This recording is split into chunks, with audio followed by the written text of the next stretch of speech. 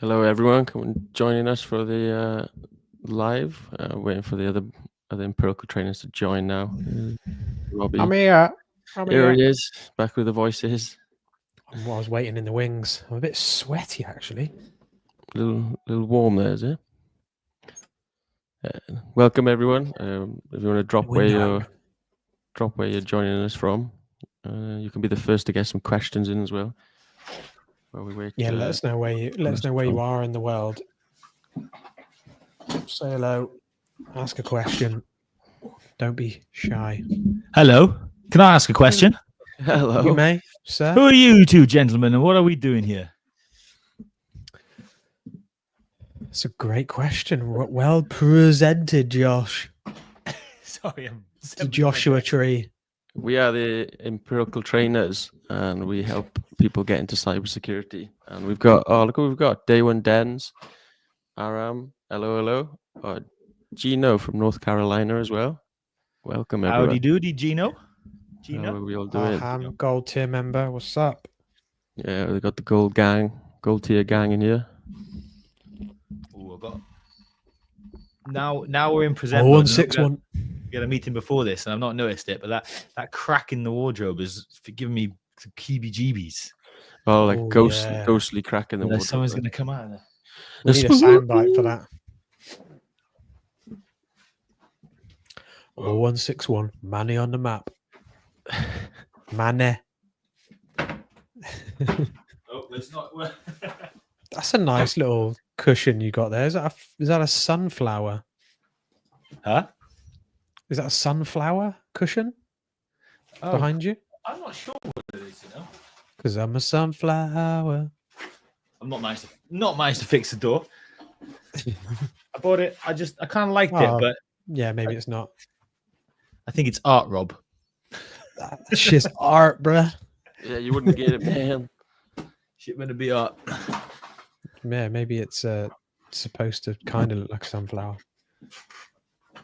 Unks. That's a new username from you, isn't it? Or has this always been Day One Dens' username? No, he always joins with different. I swear he's got different accounts. Like he's hiding from. Dodgy man. Yeah, man's got aliases, you know. That's what we like to see. He's secure. Yeah, he's got to hide from the ops. He's the ops. From the Moss Side gang. Dens is too nice to have ops. Different accounts. Yeah. All right. Well, do you know what? Should we just get into the podcast today? Go on then. Let's do it. Yeah. Straight in the mixer. In the mix. Post on school as well, so people know what's happening. Okay. Shall I? Oh, my. That's the last thing. Break it down for us, Josh, on the mic. Sorry, guys. Break it down. We're just busy, chilled guys, aren't we? Oh, we can't say that. You might be promoting crypto, Josh. Oh yeah, not financial advice. Is that what that's for? I didn't even know. Is that what it's about? That's exactly what it's for. It's a crypto coin that's gone berserk, and we missed it, boys. It's too late. Don't act like you don't know, Josh. You've got bear coins. Yeah, you're on the Solana network. You're fondling the bag, son. You're fondling that bag. You're about to dump on your ass. Yeah. It's this coin called Chilled Guy, and it's gone berserk because I don't know. But what came first, the coin or the Chilled Guy memes? Probably the Chilled Guy. Yeah, I don't know. Oh no, definitely the coin, 100%. Yeah, they make the coin first, and then they make the meme. How did they know that meme was going to blow up though? And the coin. Exactly. I don't think they knew. It's all a bit of a gamble, isn't it? Yeah. I think you're smarter. Meme coins. Haven't you been in a meme coin Discord before? Not financial advice. Have you? Yeah, I've been in loads of them. I've been in fucking loads of them. Which one? Who pulled the rug out on you? Who pumped and dumped you? Who hurt you, AJ? Who hurt you, man? There's a long list. 2022 was a strong time. I didn't actually invest too many meme coins, to be fair. It was a bit of a war zone for me, like. Yeah. What's a war zone is me getting back into those accounts because you set them up with so much security because that's how we are as people, as security professionals. You've forgotten your password, have you? Well, no, I have. I have these things stored, but I don't know which one's for which because I was like, never have all the information in one location, you know. So you've tricked yourself. You've Yeah, locked- I've got a piece Nice. here and a piece there. Maybe username, maybe the password, maybe the passphrase, the memorable question, etc., etc. That's too stressful, man. Yeah, we're gonna have to brute force it then, are we? Yeah, but you gotta do it. You know, when you have the best intentions at the time, this is where security becomes an obstacle. When you're making it hard for yourself. You're gonna be like that guy in Newport who lost like 1,000 Bitcoin in the. Was he Yeah, threw why it is that through why the is that bin? resurfaced? That just keeps popping like back It does into every the time it news. pops, doesn't it? I suppose, yeah. That would be rough, though, wouldn't it? You just got like crackhead Newport people now going through landfills. late at That's what's night. happening. Like, They've tried to, Probably, yeah. They have yeah. to, yeah. The guy has said that he'd give the local authority some money if they would let him actually go through it, and they told him that he's not allowed. I think, yeah, there's no chance now, is there? how does he even know he finds the right hard drive? Surely hard drives all Yeah, up that's very true. similar. Certain Ooh. brands, like, you know. What if it's just like his saved game for something that he loves, or Yeah. It was like his Simpsons hit and run save game or something. He's got all his GTA, That was San Andreas That cheats. was on a banging game as well, hitting around. hit and run was I played the fuck out of that. okay. Yeah. Sorry, gents, but shall we answer a question before we'll do the podcast? Oh, we're here for Yeah, questions. With us, We just chit chatting. Oh, yeah. I'm just a chilled guy. I'm sad now. You've ruined that chilled guy for me. I've been sharing the left, right, and center to my missus. well, 'cause- you've been shilling. You're gonna be on the news now. Financial crimes, mate. Some Right, watchdog. Yeah, he's going to be on Crime Watch. yeah. Augustine, good to see you back again. And Hip Hop and Sec Ops, of course. Really enjoyed listening to your mix. If anyone's on that wants to like click on his username right now and open up his channel, check out some cybersecurity and hip hop kind of meshes. I don't know how best to describe them. I've only listened to one of them. Mashups. Save that for later. Don't leave us just yet. Robbie Trump, I see ya.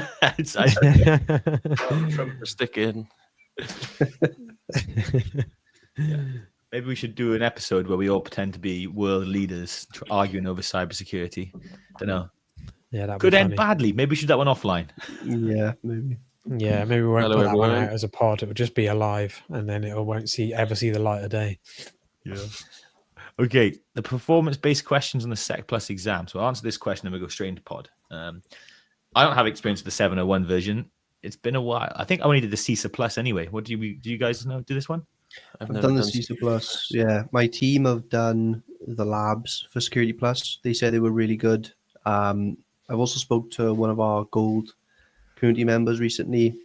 He just passed his Security Plus. Shout out Josh. He Oh, yeah, said, congrats. yeah, Josh. I won't say your last name, but congrats, man. It's not me. No. He said that although he passed it, the performance-based questions were definitely a lot harder than he thought. I'm not sure what to say. The lab's probably the best way to go with it. They literally built from what the performance-based questions will be. So if you haven't considered the labs, I would definitely recommend that. Well, Hip Hop and Sec Ops is in our community. Can he ping you and get the surname, and then you can maybe connect them so you can have a little Yeah, chat? absolutely. Perfect. Yeah, that's a good shout. Helping each other out. Right. So, podcast is audience. We're going to try and do 2 podcasts today because it's getting to the silly season in the UK, Christmas time, where people have got lots of plans and holidays and whatnot. So we're going to do 2 nice and tight pods with some very interesting topics. So please keep asking your questions. If we don't get to them, sorry, we will normally reserve some time to make sure we always get to them at the end. But hey, maybe one of us can stay on. I'll stay on, seeing it's me that is making us rush through 2 today. So yeah, everyone ready? Or do you want to ask me any questions before we go, boys? Ready to rock and Well, roll? let's do it. I'm ready to Nice. rock. Yeah. Usual format, 20 minutes we're aiming for. That gives us a little leeway on each of them. Are we splitting the stories up 1 per 20 minutes or? I've got 4. Oh, sweet. But we'll see how it goes. So Cool. yeah, you're smart though. Maybe I'll make sure that I've got the one big one and one small for each. That one can wait. Okay, we'll start with the Wi-Fi attack, nearest neighbor attack. Nice. Okay. Hello and welcome back to the Cyberspace podcast by Empirical Training. My name's Josh and I'm joined today with the full house, AJ, Robbie, and Vaughan, all four of the empirical trainers, cybersecurity professionals in their own right, and mentors every other hour of their waking day for our lovely community and anyone else who wants to get into cybersecurity. So we've got a busy day today, a busy topic. So I'm not going to do my usual kind of questions. Hey, how's what's going on in the world of cybersecurity for you guys? Or what was it like in work? I want to instead talk about nation state actors. Do we want to level set for people? What's the difference, challenge with a nation state? I think we mentioned it before, but like if someone's just joined to the pod, what's a good way to think of a nation state actor versus, a script kiddie to use at the end of the scale? The way I think of a nation state hacker is they're a lot more organized. So there's usually a lot more of them together or working on a joint mission. And along with the name nation state, they're typically backed by government entities and the country, not only through resources in terms of manpower, but through funds as well. So they get a lot more money that they can put behind these attacks. Mm-hmm. Money, patience, sophistication. Also, sometimes referred to as advanced persistent threats. When they kind of want to remove the state-sponsored connotations, but I think in most of those cases, there's normally some link there. Certainly in the ones we're going to look at today. So this is a Russian state-sponsored hacker, a hack group rather, named APT28, Fancy Bear, Forest Blizzard, or Sophacy. I always love the names. Yeah. Which one do you like the best? I quite like Fancy Bear. Yeah, the CrowdStrike one's always hit, to be fair. Yeah, the Fuzzy Bear has always been quite a good one as well. Is that a CrowdStrike coined one, is it? Yeah, anything with the animal is a CrowdStrike. Yeah, they've done a brilliant job there as well because that kind of naming conventions, and we talked about that before, and they've got ones for. So bear means Russia. Now, maybe they shouldn't all use that one. Panda is what they use for China. Then fancy, I forget what the other ones mean, but there's usually sometimes it means nothing, sometimes it's linked to something. Sometimes I thought it was just a describing term, to be honest, just as a bit of a null word, but it's interesting to know there might be something behind it. No, I think you might be right. They try and get inspiration, but it's not normally connected. It's the spider was the one I was thinking of, so it's a different animal. So those are not necessarily state-sponsored ones, but those are financial actors who target financial organizations who are out for financial gain. Do they make their way through the alphabet like the UK do with these storms? Maybe. I don't know. Wait, well, what was our hack name from last podcast? I think we were called Empirical Strike. Empirical Strike. Oh, yeah. Nice. I like it. Yeah, that was a submission from the audience. So thank you for that. So yeah, APT28 probably the most boring, but probably the most scientific. I quite like those ones because at least there's no connotations or prejudices in that name. Fancy already leads me to start thinking some things about this actor, which may or may not be helpful. Anyway. The reason I wanted to talk about them is there's been an uncovery or a release from this research company I wasn't too familiar with called Volexity, who have been studying this actor, and they've released some information they did. I think it was an attack in 2022, so 2 years ago, but they've only just kind of come to life now. And I'd never ever heard of this or this term anyway, which is a nearest neighbor attack. Now, have you guys heard of this before? Recently times? No, I've heard of that. Yeah, I know you have because I mentioned it to you already today. But thanks for playing dumb, gents. we were clearly listening to you. That's all. So this is a way that you can attack, compromise infrastructure that is in physical proximity to your actual target, what you're actually going after. So in this case, they were trying to target a certain organization, which hasn't been fully exactly named, but is a large enterprise that had a Wi-Fi network they wanted to get through, and they managed to kind of target it through password spraying attacks. But they hit a hurdle where they were stuck on.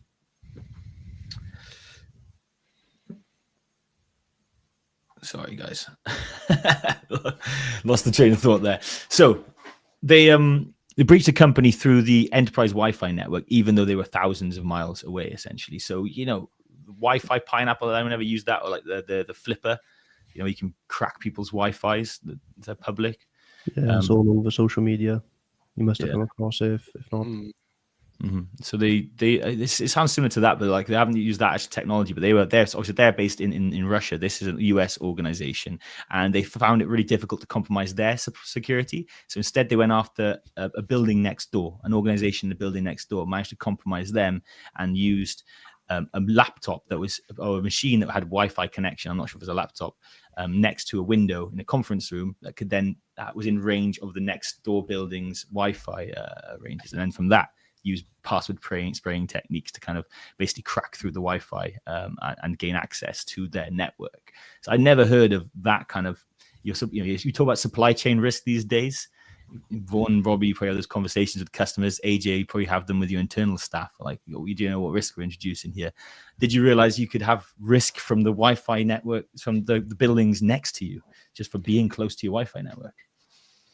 I mean, it's going to open up a lot of the scope in these pre-onboarding calls and sales calls, right? Because it's not even just about looking after your own defenses now. You're also kind of concerned about other buildings in your proximity. And, if organizations that you're next to might be susceptible, how do you even look out for that and ask that question? Like you're saying, Josh, opens up a new attack surface. Or a certain company's going to want to be utilizing locations that don't have any neighboring buildings.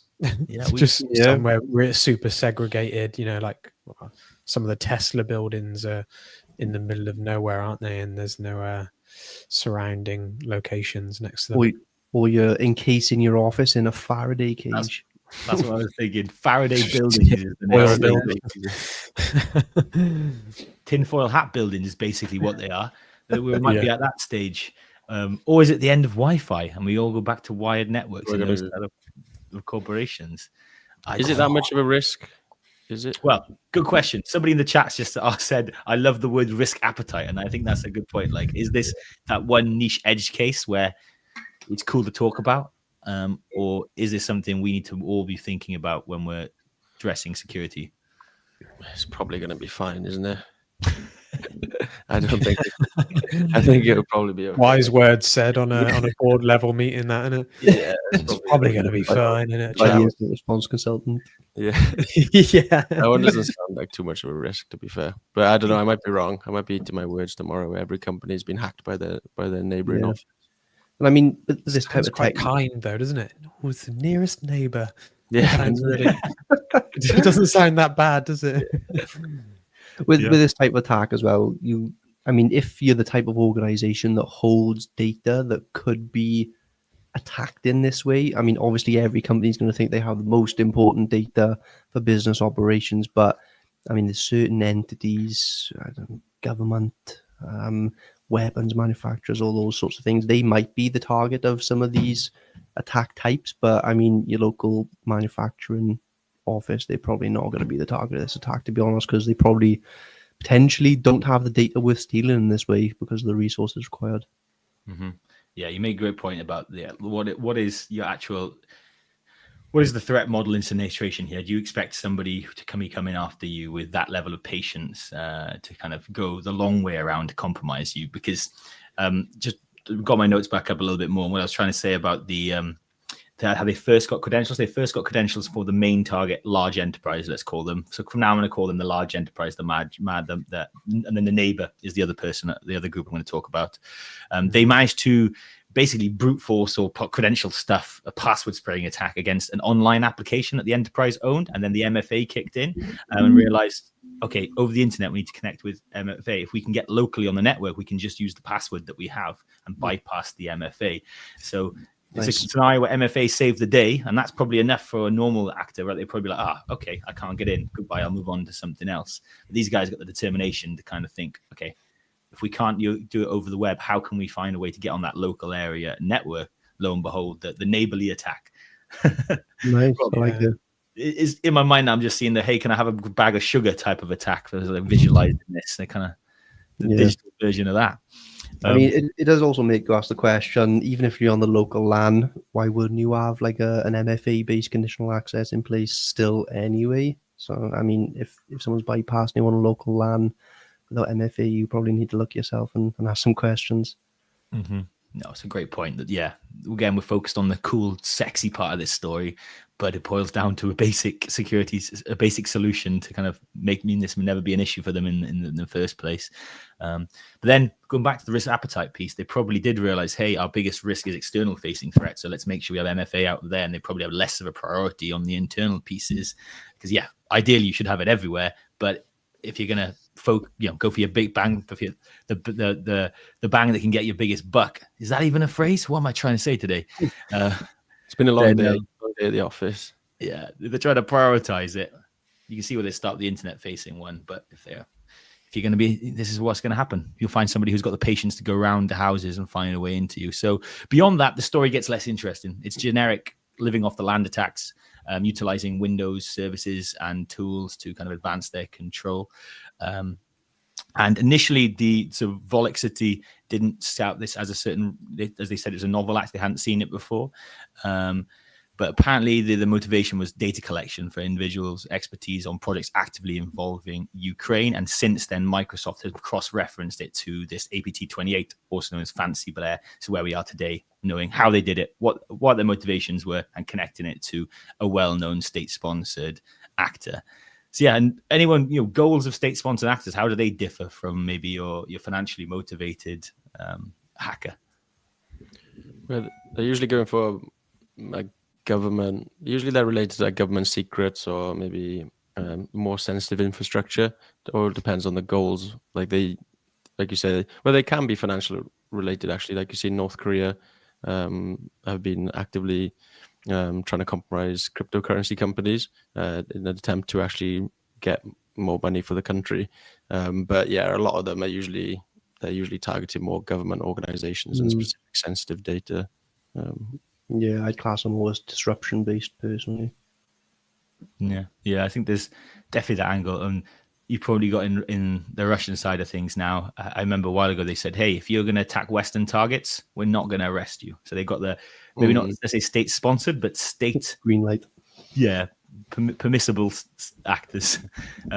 You get a free pass. But this data stealing seems to always be the MO for. Last week we talked about T-Mobile and the Chinese state-sponsored actors trying to get access to really important people's phone records and tap their phone wires. Right, intelligence is worth loads of money to these big governments and nation states. Unless maybe, as you point out, AJ, unless you're North Korea and your funds are more important for you right now. Yeah, that's true. Great. All right, cut there. Sorry, it's a little ropey for me there, boys, but we'll go into it. Very good. Yeah. Oh. And thanks. I was talking too much. That's didn't really get track of the chat, but there was some good stuff coming through. And thanks Jacko Kings especially for keeping me on track that I wasn't touching absolute nonsense. Stick a CA policy on my Wi-Fi. Might have to at this rate.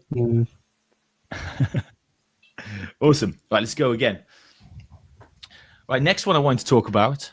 So on the theme of state-sponsored actors, I think it's probably worth going into some other news I saw this week about a ransomware group, which when we were talking about this with one of you previously, you reminded me to be careful of how I pronounce it when we're live. And so I think I'm probably not going to try and say it because our accents might be misconstrued. But the first part is black and the second part is B, and I'm not going to even try and say it. It's not a swear word, but it sounds a lot like one. And that is the name of this ransomware family. They have self-given themselves, as they often kind of do. They want to build a name for themselves and build a bit of a reputation so that they can extort people more effectively and also sell their ransomware as a services that may be further down the line. But this struck some interesting stuff about how connected these actors are. So Conti, who remembers Conti? Yeah, man. Yeah, absolutely. Another one I got to be careful of saying. But they were probably the biggest ransomware group until their demise at the beginning of the kind of Russia-Ukraine conflict, when they released the chat logs and some Ukrainians internally kind of took them apart, dismantled them, released all their kind of inner secrets, and they dispersed. But from that, we saw how sophisticated they are. And ever since, people have been expecting them to reappear. So, yeah, any other ransomware, like gangs you could think of that you guys kind of battle on a daily basis, and I'll see if they fall into the category of what I'm about to talk about. In terms of on a daily basis, yeah, it's always hard to know, though, isn't it, if you're being directly targeted by a specific gang. I can't say that we've always attributed them exactly back to the right to the right APTs or the right gangs, for example. But I've never actually come across I haven't actually done or responded to a ransomware case in my time. You've never let it get that far. Well done. Hasn't got that far. Yeah, I wouldn't say I'd never say never, but you try your best. Yeah, I mean, you got play ransomware, lockbit ransomware. There's a few TI based ones that we're seeing not so much targeting our customers, but prevalent in our customers' industries. Mm-hmm. Nice. So, yeah, I think some of those that came out were also Russian group ones, and it's not a big group, but apparently they seem to be in close coordination. And that Conti one was so sophisticated, had HR departments. Basically, people had to ask for holiday, and they had kind of training documentation. What everyone thought would happen is they would disperse and not retire after, hey, we had a good run, we made loads of money. They're probably going to reimagine themselves. And so this Basta ransomware, I feel more comfortable saying it in halves. They have been observed using the Quackbot malware. Quackbot, we've seen that one before, haven't we, gents? And that's detection. I don't want to ask you what you think that is, but I'm pretty sure that's a bit of everything, right? Trojan, initial access, credential grabbing, the works. So the government's tried to take that one down 2023, August. So we might have done a pod on it. And they took down all the botnets hosting the Quackbot. Calmed down for a minute. Takedown success was really short-lived, though. We've seen it pop back a couple of months later, and now there's another one called Pikabot. And what's interesting is starting to see that all these kind of Russian ransomware groups all kind of use the same one, almost like they're sharing them amongst each other. The enemy of my enemy is my friend. So, yeah, AJ, maybe to your point, is there any point of us looking at these individual groups and giving them names, or should we just look at the kind of the pointy end of the stick? What are they coming at us with? What's the malware and techniques? Well, I actually thought that I was asked in the interview quite a while ago what I thought of threat intelligence and attributing it to threat actors, and at the time I didn't really think it was that necessary, but yeah, I'm still on the fence with it. I think it's more useful these days to actually attribute it to a specific gang, but I think, yeah, most importantly is just to figure out what they're actually doing and trying to actually detect it and actually defend against it. But I quite like the threat intelligence side a lot more these days compared to, I didn't really know too much about it before. Mm-hmm. So yeah, we can always get better at threat intelligence. Vaughan, do you do any of the activity clustering, to use the SANS term, or kind of the? Yeah, not so much nowadays. When I was an analyst, I was quite interested and deep in threat intelligence. I was following all the DFIR feeds and all the malware changes and all that type of stuff. But more nowadays, not so much. What I still to this day, baffles me is how a singular new IP gets attributed over to a specific threat actor, because it's kind of happening in isolation almost. Obviously, depending on what that IP is dropping, if it's the same sort of payloads, that's one way of clustering it in. But yeah, and I guess not really a question, but surely a lot of these IPs overlap with the different threat actor groups as well. So you might attribute one thing to Fuzzy Bear, for example, but then it might actually be associated to Fancy Bear. So yeah, definitely some gray areas with some of this categorization, I'd say, personally. I mean, that's a good question. If we're definitely talking about these Russian, the consensus is that these Russian ransomware gangs are a bit more collaborative or in coordination than we realize. What's to say they're not sharing infrastructure as well? So yeah, I'm pretty sure that does happen as well. Just changing the name. Yeah, do they changing their name as well? Maybe they're all the same group. You never know. Yeah, and how do we know which one's associated to which gang? Yeah, maybe they're laughing now, thinking, "Haha, we are just one big ransomware gang," and yeah. Maybe it's like departments at the company or something. Like HR and engineering. That's like Fancy Bear and Fuzzy Bear. They made it a competition. Who can get the most and most state secrets from US. Yeah. So Rob, you at the moment you're working more with like maybe younger SOCs, security operations centers. So when you've been kind of developing them and adding new programs and strategies there, do you even bother with the threat actor kind of classification stuff, or is there too much to kind of get done first, and this is much more like a luxury for an established or mature secure operations center?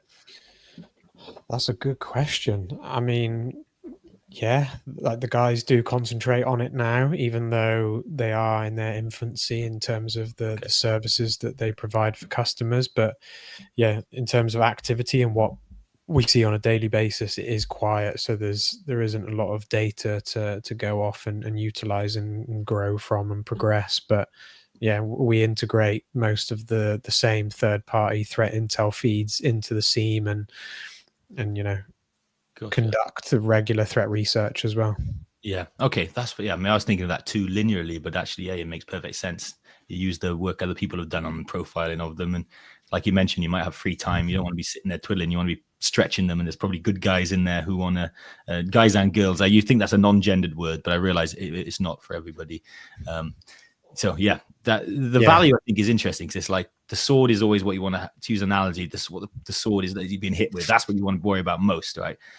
If a sword is a sword, no matter who's picking it up, there's probably no good reason for you to pick up a sword unless you're going to try and stab me. So then the other indicators of like who's behind the sword, like the IP address, the infrastructure we talked about, maybe other certain techniques or kind of code stamps or signs in their malware.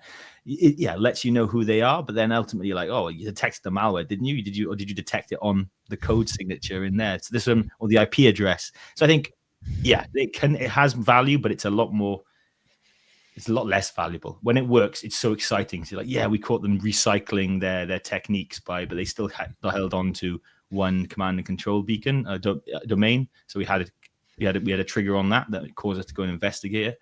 But yeah, definitely a challenge for a young and immature SOCs to kind of do that effectively and profile their own actors. You need thousands of customers to be looking at, right? Really, to be able to track these things effectively. Otherwise, just consume.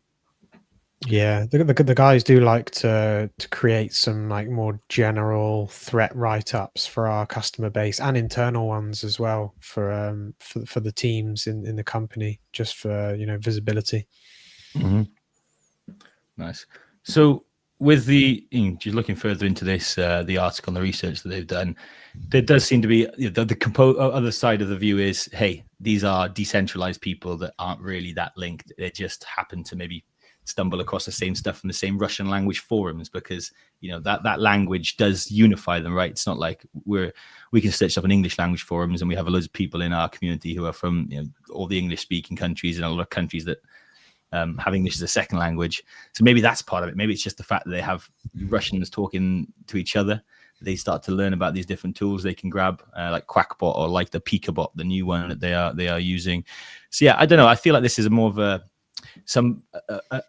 fuddy article where people wanted to kind of talk about the big ransomware gangs and talk about the new big one that's emerging out of there. I'm not sure how valuable this type of stuff really is for us who are defending these organizations. But so I guess the final question is this helpful for the governments who are trying to take down, if they're trying to actively take down ransomware actors, if we're talking about the best of the best fighting the best of the best? Is it futile? What do you guys think of that? Like obviously the Quackbot takedown happened and then it was over very quickly and back up and running again. So is there any value in these takedowns or arrests? It's a difficult one because there's always going to be a demand there. It's illegal activities. People are gaining massive amounts of money from these operations. So you shut down one gang or you shut down one ransomware software, and it just brings up another potential opportunity for other people to step in and take their place. Just like any organized crime, you go for the top guys in these big like drug gangs, and then once they're in prison, then the people that are below them just take their place. So it's just going to be a never-ending spiral, which is a very negative thing to end on. But yeah. To your question, Josh, I see a bit more of a philosophical question, like who is gonna come out on top? Is it gonna be the attackers or is it gonna be the defenders? And in terms of the techniques, do we have better attack techniques or do we have better defense techniques? To me, I think whoever has the best attack will always overturn whoever has the best defense. But I'm yet to see any information to tell me otherwise. Mm-hmm. Yeah. So chat have just said about the Hydra Yeah. thing as well. You cut off one head of the Hydra, one grows, and Absolutely. people are still paying the ransoms as well, so that makes them incentivized to keep doing it and to get better at it. And we've lost. I mean, let's find a positive way to end on this because we're coming up to the end. But like, we're all doomed. I got a positive spin for it. It means cybersecurity is always going to be an evergreen industry, and we're always going to have jobs in order to try and defend against these companies and emulating their attacks in order to make the defensive guys better from a red teaming approach. So Vaughan's words of wisdom is: when the world is burning, we sell buckets of water. Absolutely. We'll make our swords the sharper ones. It's interesting with cybersecurity. We have a more tension, a world with more tension than probably it has been for a while, and that if they're going to really cut down these cybercrime gangs, it's got to be a collaborative global initiative, which we did see happen with like Russia, US, East and West kind of joining together to kind of lock up some of these people. But yeah, we just gotta. I think we've got to focus on, like you say, making our defenses so strong that they can't get in, and then they stop trying because hey, no point. We're gonna do security so well that we don't have any jobs left for cybersecurity professionals. That's the real dream. We're gonna complete security. We retire everyone. Completely, mate. Lovely. Well, thank you very much for listening. Thank you very much, Vaughan, AJ, and Robbie for your insights there. I took you into some deep topics there with kind of state-sponsored actors. So good to kind of zoom in on the sensational, but also bring us back down to earth. What actually is the reality like and practical? How does it look when we actually work in our daily lives as security professionals? And thanks very much to the chat. Special shout out to Jack, who's been super active and given us lots of great points back then. Good to see you. Engaging. Yeah, thank you, Jack. Yep. So it's done. No sign off. Well, the wrap thing normally happens, but what do you want to do with that? It's going to be an edit anyway now because we missed. Yeah, we can leave it off. So it's all good. Just shout it now. That's a wrap. Louder, aggressive. That's a wrap. I might just fade it to black and then nothing happens and then that comes up. And then I'm just imagining like a McDonald's save a menu wrap. Right. Okay, we got two wraps. That's a wrap. 2 wraps left. That's a wrap. No salad on that one. One grilled chicken, one crispy.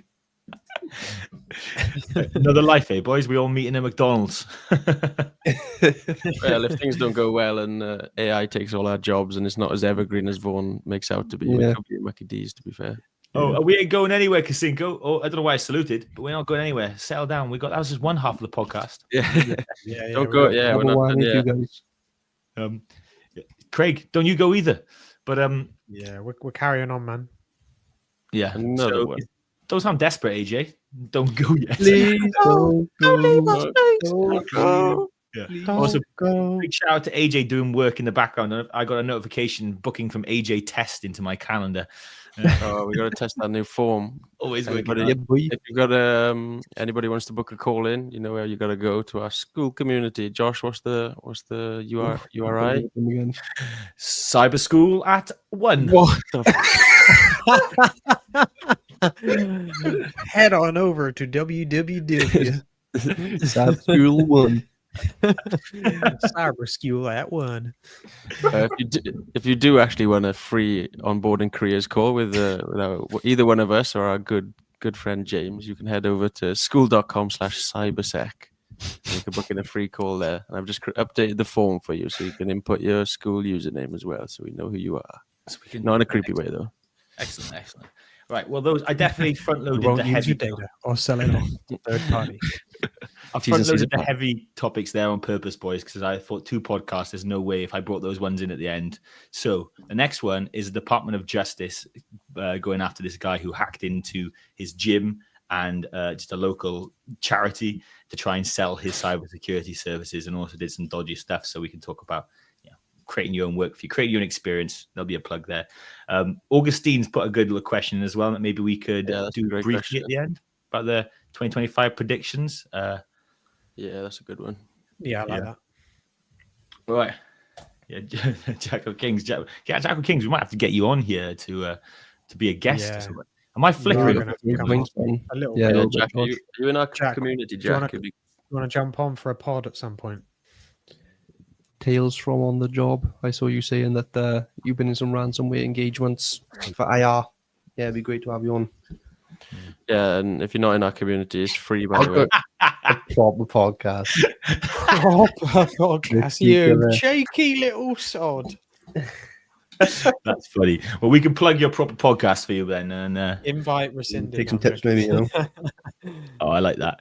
All right, let's go again, gents. DOJ, man hack net. Do you ever want the link? I'll give everyone the link so chat can also comment in if they want. No one can copy that, can they? No, I don't think so. Oh yeah, I don't think so. Private chat. Mike Tyson versus Jake Paul. Nah, me against Robbie. Hey, I think he's calling you old, Robbie. Yeah, which one am I? Well, we got that baby face.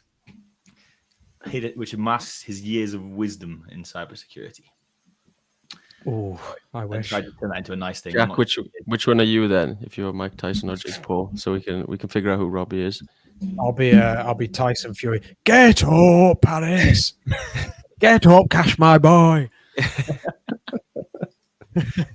That's my Tyson Fury impression. That's good. I'd like to see you do the dad. What's his name? I thought it was his dad then. I think John. Proper man. John. Proper fighting man. All right, let's go. Hello and welcome back to the Cyberspace podcast. My name's Josh and we are Empirical Training. I'm joined by the other cool Empirical trainers. We have Robbie, AJ, and Vaughan. Three colleagues and now friends of mine who we all went together in the same security operations center. And now we're in different places, but all coming together to talk about cybersecurity and help people understand cybersecurity, make it a bit more accessible for the masses, right, Rob? Democratize it. You got it. I was hoping for more of a backup than that, but we'll take it. So that's the motto. You got it. Let's go straight into the first topic of the day. This one gave me a few laughs because first of all, it gave me a laugh. Then it raised some interesting conversation points about what it takes to get a cybersecurity job, what you should do, what you shouldn't do, and maybe some examples where it's worked, and maybe why did it not work for this guy? But hey, what am I talking about? I'm talking about a man who hacked his networks of a gym and of a not-for-profit organization to pitch his cybersecurity services. So this guy wasn't waiting for somebody to give him a job. He thought, I'll go create my own one and I'll hack into their systems and show that they've got vulnerabilities, and then hopefully they'll pay me some money. Which actually, on the surface, that doesn't sound like that bad an idea, right? It's basically a bug bounty, but for everyday businesses. Ooh, AJ, you tried to do some security for some SMBs once, right? Would this an approach you ever thought about taking? Well, so what he's done is just gone to them and just hacked them, and then said, "Oh, by the way, you owe me loads of money now," or "This is my solution." I think unclear. I think he says, "Hey, here's your problems. Pay me, and I can come and fix them, and I'll reveal some other ones. Maybe it's like a proof of concept, maybe." Oh, okay, that's kind of like grey hat hacking, I guess. Then, isn't it? It's kind of sitting in the middle where he's just kind of free. It's free value, though. I think. I don't think it's even a bad thing. I think it is illegal. Yeah. Definitely illegal. Yeah, it's illegal. But he's doing it in a nice way.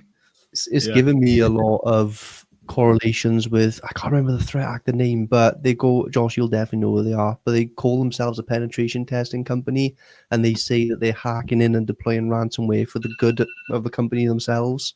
So it gives me a lot of correlations to that. Yeah, they say, we've extorted your data and we're selling you online, but the point is we're trying to show you that you're vulnerable. And it's given me a lot of deja vu for that sort of situation. Yeah, I feel like this is a nice neighbor attack because he's just a nice, friendly, help them. Neighborhood Spider-Man just dropping in and saying, "Hey, there was an open window. I kind of hopped in." Great reference to last week's pod. If you're wondering what a neighborly attack is when it comes to cybersecurity, check out last week's episode.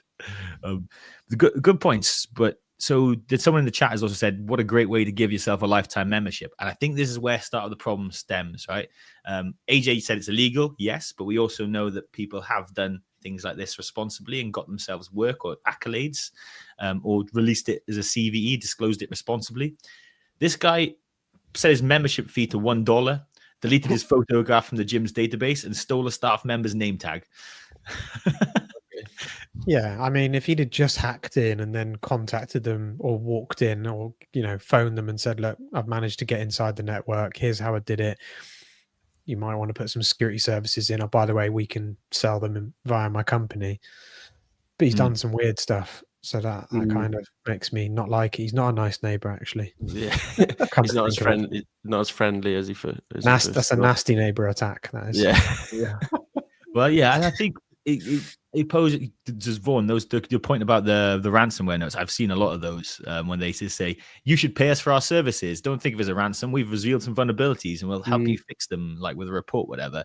Which I not unreasonable. I always think that the cryptocurrency miners, they're the real good guys, right? Because they put one on there, steal a bit of electricity, but ultimately let you know about a weakness without any real big impact. Well, unless they've done it on your AWS infrastructure and your EC2 instances, it costing you a fortune. That's some experience for AJ. Yeah, that's some experience. Yeah, that was actually where we first started, where the crypto miners would come about and they would just start dropping them on our customers' machines, and yeah, they would their bills would be extortionate. Auto scale to the moon. Yeah. The benefits can also, I mean, that's the same. Every benefit of technology could be used as against you, which maybe is a whole nother topic for another pod, because we can go around on that one. But it gets weirder. Robbie, I think weird is the right term of phrase for this guy. Weeks later, he posted a screenshot on social media showing the gym's security camera system under his control. So I think at this point, I could live. You should have changed the £1 membership back up to a reasonable thing and kind of like make the change, show it's possible, document it, and then revert it. But the fact that he's kind of now made it their security camera system available to everybody, I don't know. Is this guy off the business or a bit of an ego stroke? What do you reckon? Yeah, he's looking for some ex-followers, I think, isn't he? Yeah, ex-Blue Sky, baby. I'm not even sure if is that the new replacement or Trump Social, Truth Social. Truth Social. Yeah. So the not-for-profit is the other organization he blew. I haven't given you information there, but he allegedly installed a VPN on their computer and changed lots of account passwords that they had, and it basically cost them $5,000 to remediate the intrusion, get like an instant response kind of set up on there for lost business and all the costs it would have taken to them. So this guy, not only did stealing your membership, probably fine, overlook it. Posting the pictures of the security cam sisters on the internet, $5,000 worth of damage to a not charity. Oh dear. Does he own a company, a cybersecurity company, or is he a lone ranger? It sounds like a one-man band. So they always give you Colster is the name of the man or the organization. Unclear. But no, it must be his name, because he's the one individual person getting prosecuted now by the Department of Justice. So to cut to the end of this story and what happened here, he is being taken to court. Also, a third company he'd been used hacking thumb drives or using stolen credit card information to buy hacking thumb drives and stuff. It's all around a bit of a dodgy fella. Lots of charges. If proven guilty, he'll face up to 15 years of prison. Do we think he's going to get 15 years? I don't know if the attitude shifted, but I could see 10 years ago, this guy gets a job, you know? We might know some people that might have actually gone down a similar route, Josh. We do know some people who, in fact, there's someone who works in my company on the offensive security side who has, he came from that pathway. He tells this story publicly, so I can say it, was on his way to a jail with handcuffs in an American jail in another country, cuffed up and in the bus. They pulled over the bus by the side of the road, and that's where they offered him the job at like the most pressurized moment when he was about to be incarcerated for whatever. And it was after the court case. Whoa, really? That's yeah. Crazy, he's now actually like a wizard of offensive security. So develops attacking modules for Cobalt Strike. But anyway, that's not their podcast. So yeah, I mean, what do we think now? Like, is because I think maybe a bit more access to skilled professionals is a bit more readily available. We know that people are getting more into cybersecurity and getting better at it. Do they have the luxury now to not hire these good people, or is any good soldier worth it in the war in cyberspace? Yeah, I don't know if they are actually still hiring, because I had a similar story of when I was in uni. It was before I was there, and one student got picked up by the FBI, and they ended up going to work for them as well. So I don't know if it still happens to this day. They probably will. Like, it depends what he was doing. Like, it's more of a misdemeanor, really. He's probably just kind of messing around. It's still illegal, but I guess it'll depend on the judge. You might know more, Josh, in that sort of realm. I think we need as many skilled cybersecurity professionals as we possibly can. So locking this person up for 15 years or whatever is just a waste of good talent. So I think what we should do is offer them an alternative and say, look, there's some jail time, or you work for this government entity and turn your skills for good. I like that, Rob. Maybe he just needs a bit of mentorship, a bit of guidance to kind of go through about things in the right way. That's a lot of time for that crime. You know, people will do some horrendous stuff in life and get probably less time for that. Yeah. I mean, whenever they say it can be up to, unless it's a really heinous crime, you normally don't expect them to get the full thing. So we'll see. So it's 5 years for unauthorized access and plus 10 years for reckless damage. You know, $5,000 does not equal 10 years in my that's quite a lot. Opinion. But yeah, we're seeing that people in the chat are saying, "Hey, now is maybe a time we need more cyber warriors. Maybe get them in the Ministry of Justice or Ministry of Defense, whatever alphabet boys you are in whichever region." Because put him in the trenches. Well, maybe working for the government could be seen as a life sentence. Low blow. No, you probably wouldn't want to go to jail, would you? But I don't know. Depends on your thoughts of the government, I guess. Yeah, good point. So, the final question to ask on this topic is this a good way to create business for yourself? Is it a good way to get experience? Are there any other ways, gentlemen? I mean, surely, right? I mean, just a simple, by the way, I'm willing to do a free one for you. It's just that permission. Getting that permission to start is the difference between 15 years and 0 years. And maybe even some money at the end of it as well, like legitimate money, not, extorted money almost. Oh, my camera's gone. But yeah, I think there's definitely better ways to do it. Yeah, I think, like Vaughan said, call up that company and say, I'm willing to do a free penetration test for you to uncover some vulnerabilities. Are you willing to participate? And then if they say no, then you move on and you find another company. There's going to be a company that will say yes to free work and free value. Yeah, that's so you can just ask in response that you just want a review from that. And if they say no, then there's no issues. But if you just go hacking your way into these companies and then they expect something from them, then yeah, I think a lot of companies will tell you to piss off. Yeah, or create a hypothetical story and document it on social media and LinkedIn and say, if I was going to penetration test a company, this is what I would do, and simulate it. Then you might get some business as a result of that. Mm-hmm.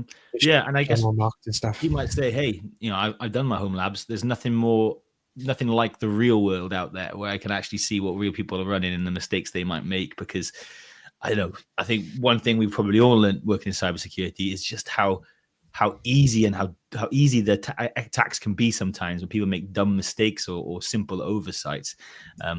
We always want to go for the most complex attack, but it's the low-hanging fruit that works really well. So that's can be maybe hard to simulate sometimes in your lab environments, because we probably think a bit too much about how to secure a system and making it a bit more difficult to attack. So is there any resources out there you direct people to if they want to get the kind of hands-on experience and test out their, not generate business, but just test out their experience on both the offensive side and blue team side? Well, I actually really liked Hack the Box. I had to go at the enterprise solution recently. Vaughan, I know you don't see much use for it in like an interview setting, but for training, I thought it was quite good.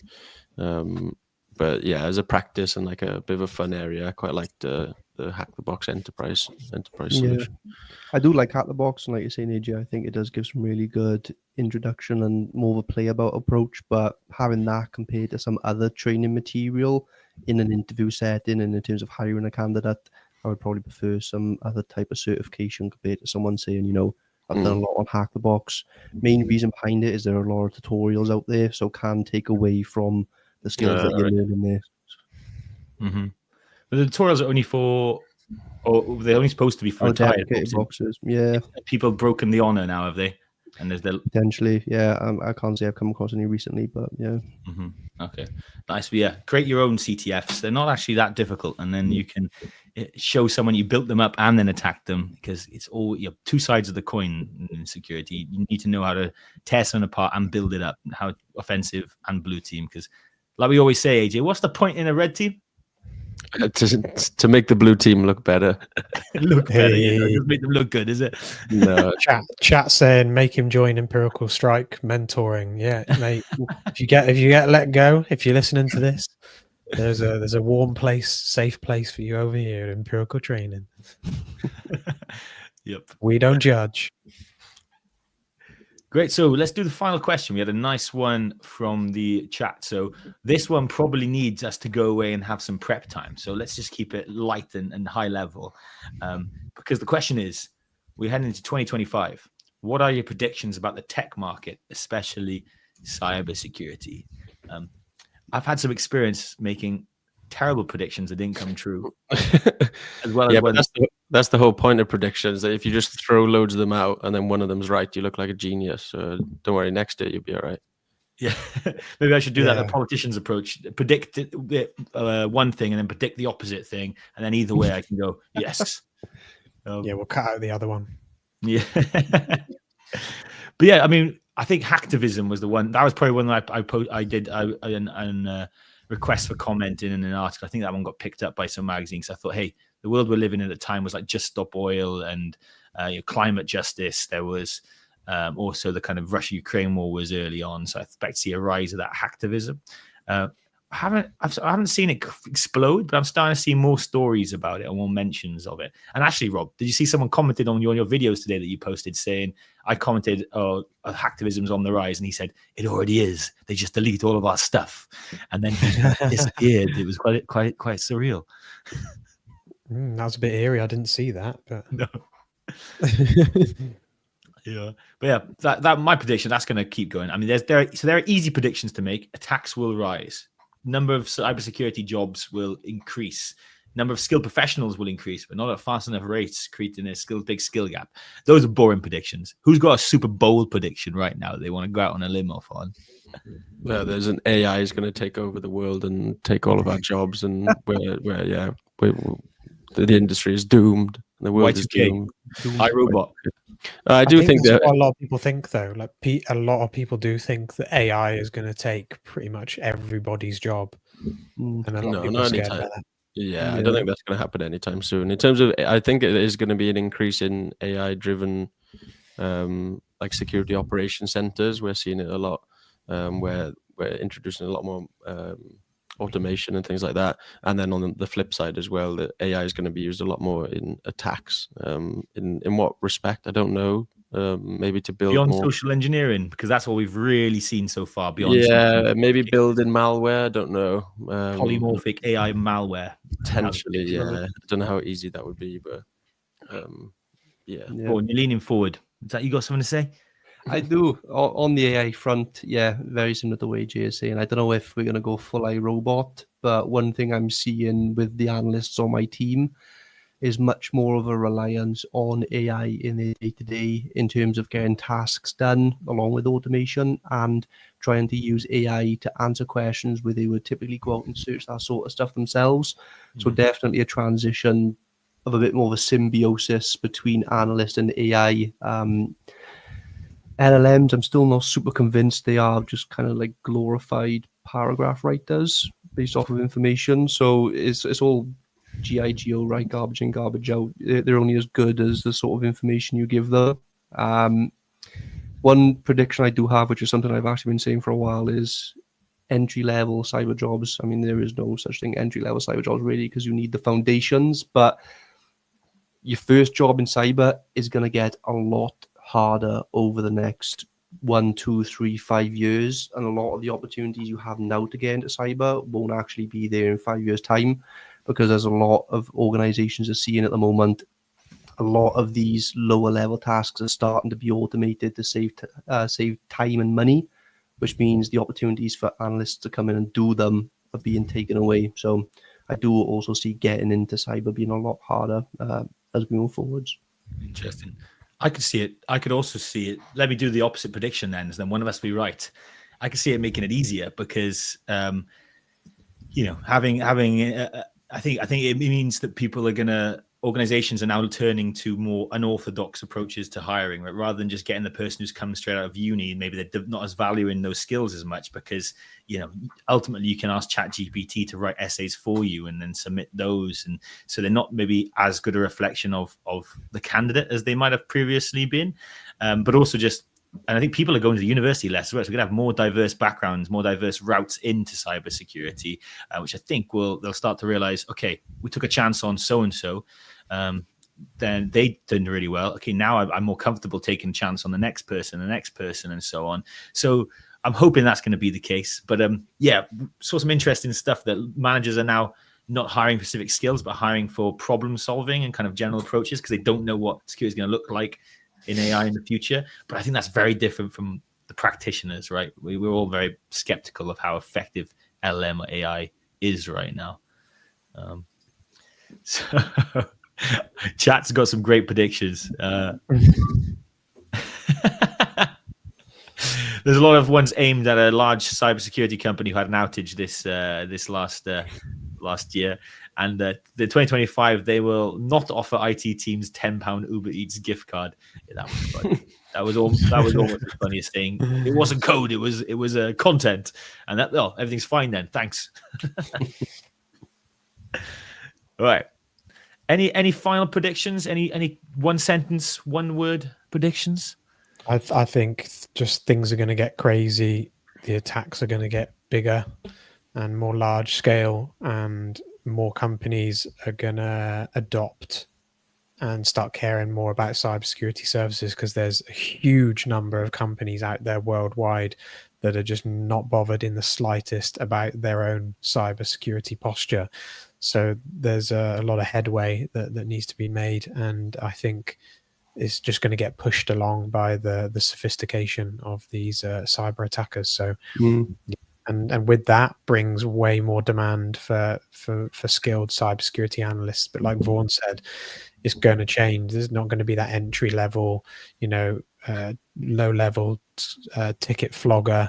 It's going to be like working on interesting incidents, orchestration, SIEM optimization, all of the interesting tasks that people like and enjoy.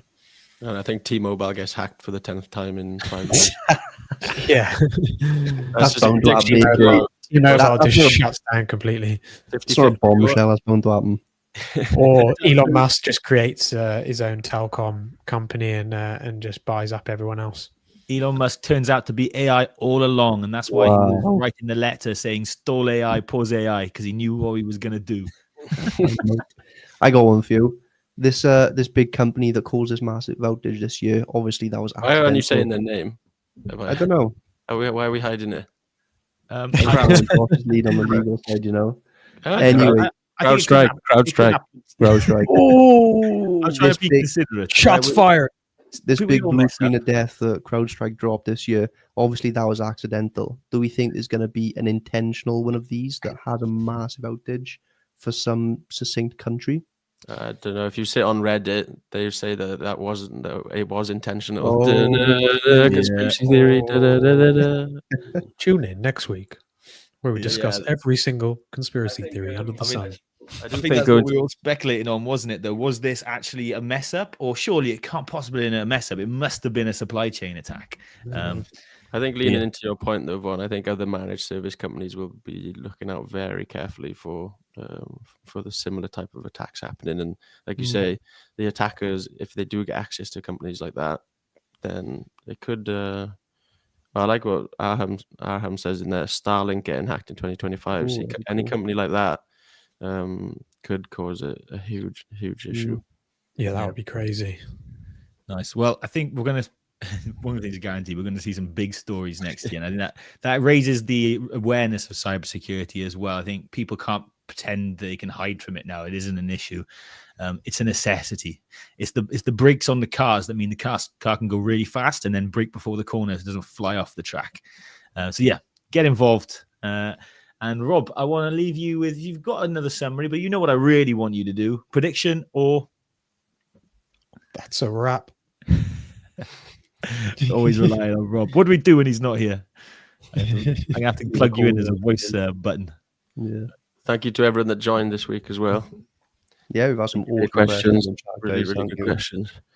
Yeah, loved it. I love to see chat popping off to the point I couldn't keep track of it when I was talking. Yeah, man.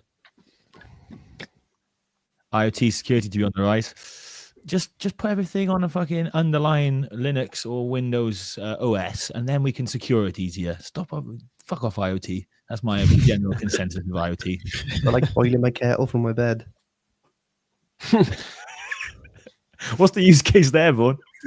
I have my cup of tea ready when I go downstairs. Yeah, and you get your Tesla robot to make you a tea and bring it up to you in bed. Oh, I seen a video on, I can't remember, one of the socials yesterday, of an AI robot stealing 12 other AI robots. Oh, I Has saw anyone seen that. Yeah. Is that, was- is that true? It was, Yeah, it was like this little AI robot went up. I don't know how it done it. it was a but stunt, yeah. Oh, But it was a stunt, it did actually do it though. But there was like a robot convention, and they set it up to. They had this little robot, and they said that our robot can convince these robots to do it, and it did it brought them to the other side of the convention. So, but it did actually do it, yeah. Yeah, that sort of shit cracks me up. It was like, it's hilarious just seeing all these robots just following this little robot. Like, yeah, he was like, "Do you want to go home?" And he's like, "I don't have a home." He was like, I didn't hear Me the neither. sound on it. All right, let's go. that was basically Goes home. I don't know. If I had my volume on, I probably would have been able to tell it was a stunt. Like, Yeah, it probably was. Do you remember when Corridor Digital they made the Boston Dynamics robots? They started making like CGI videos of the Boston Dynamics robots, and they made it increasingly more and more stupid. And you got like news websites still posting it, and like at the end they're all just kicking this robot. The premise was how they always abuse the robots. So they need to show, look how well it can balance. They always give it like a little shunt or whatever. So by the end, they're just beating the crap out of this. I think I've seen how like a baseball bat and stuff. Yeah. What is scary is AI making content for AI, and that's kind of remind me there's robots talking to each other. Like, if you ever get an Instagram reel or TikTok thing and it's like that AI voice, I'm always trying to gather that straight away because I think the more you go down that rabbit hole, Yeah, agreed. the AI comments on the AI generated content, and then it receives based on how well it does it, like tailors its next piece. And there's got to be some dark corners of the internet now where you've got robots making content for robots. "Oh Jesus, let's end it now, shall we?" Yeah. Another little layer of the fucking internet. It's like deeper than the dark web. Yeah, called the dumb web. It's just loads of Yeah, so like AI talking to AI on Facebook. Yeah. Just That's actually a great use of LLMs. Have you seen they've been using them to scam bait? So like Yes, the old woman one. Yeah, that's class. I like that. But also gimmicky. I still think LLM is a bit gimmicky yet, but we'll see. Hopefully I'll be wrong. All right. Well done. Well done. Thank you. Yeah, very good. 2 and 1 now. Yeah, that was. All right, should we end the stream? I took it out of me. You're not going to like that one. Yeah, you did All right, any final questions, people on the live stream? Thanks again for your comments and your questions in the chat. They've been greatly appreciated. Yeah, this was good, man. I'm just scanning through if we missed anything. Nah. Oh, and shout out to the chats answering each other's questions when we didn't answer them. Let's defend. Thanks, guys. Nice. All right. Sweet. Love it. Come and see us in school.com with a K. We'll see you next week. /Cybersec. Thanks, everyone. Take care. Thanks, everyone. See ya. Bye. Nice.